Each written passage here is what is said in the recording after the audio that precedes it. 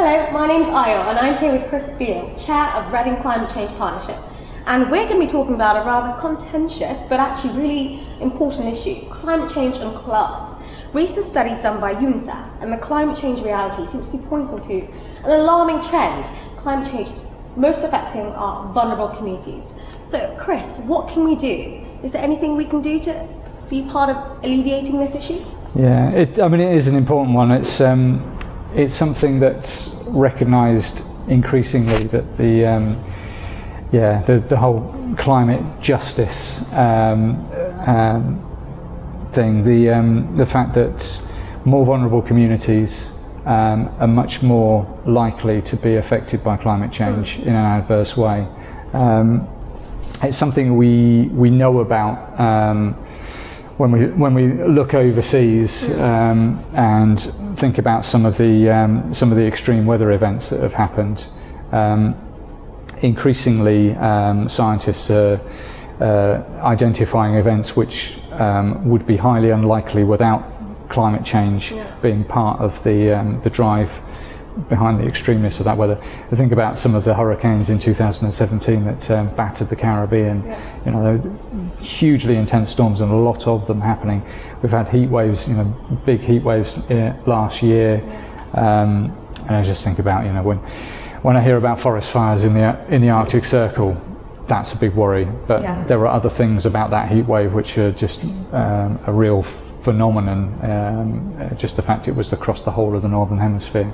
So there's a lot of those extreme events happening, and we often see in the news when they're actually affecting society, they're affecting vulnerable communities, and we're seeing the victims of that. So it's certainly something that's very obvious when we look overseas, but it's not something to think that isn't happening here, because it is. I mean, in the UK, in England, in Reading, our more vulnerable communities are going to be more at risk from climate change.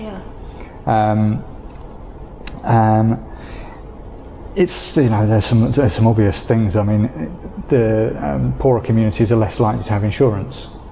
So if there is an extreme weather event, flooding, if there's and flooding is something that can absolutely devastate a community. The after effects, both physically and mentally, and businesses and everything like that can fall to pieces as a result of it. Heat waves as well. Those communities are less likely to have insurance, so less likely to be able to pick up the pieces. Also, less likely to have a house that's big enough to have the capacity to deal with that. So you keep mentioning climate change is here to stay, and it's rising and it's getting worse. So what can we do? I think you've mentioned before previously that we need to build resilience, but how do we go about doing that? And what is resilience? Capacity. I mean, it's the ability to bounce back from those events when they happen, because we are going to see them. We're going to see them more and more with the changing climate. Hopefully, building in some housing that is better tolerant to extreme heat. That's one of my big concerns. I mean, there are things you can do to your house. The things you can do today in a heat wave, during the daytime, shut the curtains, close the windows, stop the heat coming into your house during the day, and then at the night time, open all that up to let the house cool down during the night time. But there are things that to make those houses better adapted to the climate change. Should we paint them white so that it reflects the sun more? Should we put shutters on the outside? Those kind of things. That will help. Now, it's one of those, it's probably easier for richer communities, more well-to-do, higher capacity communities to just make that happen. Oh, well, I've got an extra £10,000, I can invest that in my house. If you're in a poorer community, if you're in rented accommodation, more difficult to assume that is going to happen. So who holds that responsibility? Well, that's one of the things. It's for all of us. I mean, I think as as part of the Climate Change Partnership and the Reading Climate Action Network, hopefully we can help identify where those risks are, where those communities that are at risk are, and help get the message across so that communities can help themselves. Hopefully feeding into community groups, whether it's religious groups, whether it's educational groups. Hopefully those are good inroads into getting people engaged. But whatever, and yourself as a councillor, I mean, you've got an ability to tap into communities as well. So helping to identify, and also then what can we do as a society to help build that capacity. And it's, there are some long-term things we need to build, but there's also, I mean, there is the here and now. Yeah, we have an incident tomorrow. What do we do? Yeah, absolutely. And I mean, the heat wave last year was, it was quite hard work with a young baby to deal with that just by myself and with my partner. But you think about some of the more vulnerable members of society. Heat waves are lethal potentially, and some of the heat waves we're expecting to see with the warming climate could be really quite extreme, and that's where all of us as a society we can look out, think about the vulnerable, think about your neighbours that are vulnerable, because it's that first 24 hours that's the real killer. It's that bit before you've clocked it's a heat wave and you've gone out. I know what to do. I know what to do about that shutting the windows and everything like that during the daytime. I know about getting myself a fan. I've put got myself water and everything like that. It's those those members of society that are more vulnerable, going out there checking they're okay in that first 24 hours before we've all got used to it, making sure that they've got enough water, drinking enough. Keeping themselves cool, trying to keep their houses and flats and everything like that cool as well. So we've got kind of two actions. We've got kind of community engagement, people getting more involved. I guess going back to talking to your neighbours, seeing who needs the most help and supporting them in those incidents. But I guess you have to go back to something more important there, learning to know what the right guidance is. So is it going to the flood warning? If it's a flood, is there some heat wave guidance?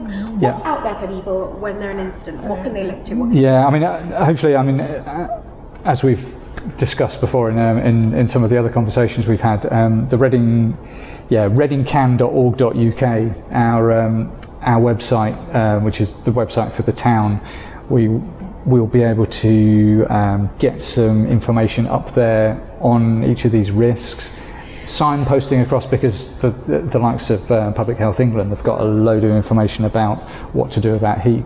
The Environment Agency, which I work for and you work for as well, we have a lot of information about how to get yourself prepared for flood risk, particularly. There are flood warnings that you can sign up to for free that will alert you if there's risk of flooding, and that's what we will do. So what we will do as the Climate Action Network is get some of that information ready to hand so that we can share that. But it's beholden on all of us as part of the Reading community to make sure that we share that out, because there will be people. I'm obviously very engaged. I'm chair of the Climate Change Partnership, but there will be there'll be a lot of people in society that aren't with the message. They need to sort of get to understand some of the risks that we face. Yeah, absolutely. I'm going to ask you about something you mentioned really briefly. You said long term, we need to do something long term, painting houses white. Is this something that developers are going to have to do? Is it something that's going to be mandated? How do you see this happening? Well, it's an interesting one. I mean, in your role as councillor, I mean, you've got got influence over the borough council, and it's one of the things. I mean, the borough council holds the local plan for the town. One of those things about local plans is it's quite easy to put into a local plan guidance for the building of new buildings, and hopefully with our challenge of zero carbon Reading, we'll be making sure that it's going to be zero carbon new builds. But I'm very aware of the fact that Reading is growing, it's got huge ambitious growth targets, but there's a lot of existing housing. I live in a house which was built for the big biscuit factory in the 1890s, I think. So it is 130 years old, and touch wood, it's not showing any signs of falling down. So I fully expect it to be standing there for a long time. So on top of making that house more energy efficient, I need to know, as just a member of the town, what needs to happen. What do I need to do? What's anybody else going to help me do to make the house more resilient to some of the risks that we see? And that's going to go for all of the houses and businesses in the town as well, because don't forget, of course, businesses are equally at risk from the changing climate as well, and a risk to your business is, it's serious. Yeah, absolutely. And and if the business falls over, it affects all the workforce as well and everything like that. So we need to properly get this sorted. Wow, sounds like we have a big job ahead of us. Thank you, Chris. Climate change and class. So many things we have to take out of that. Definitely get connected, engage with the communities. Do look at the resources and the signposting that readingcan.org.uk has to offer you. And I think there's a lot of long-term stuff I as a councillor and the rest of my other colleagues will have to be thinking about, shaping the local plan and shaping our local community. Yeah. Thank you once again, Chris, for joining us, and I hope you enjoyed that. Please do engage, share, like, everything. Thank you.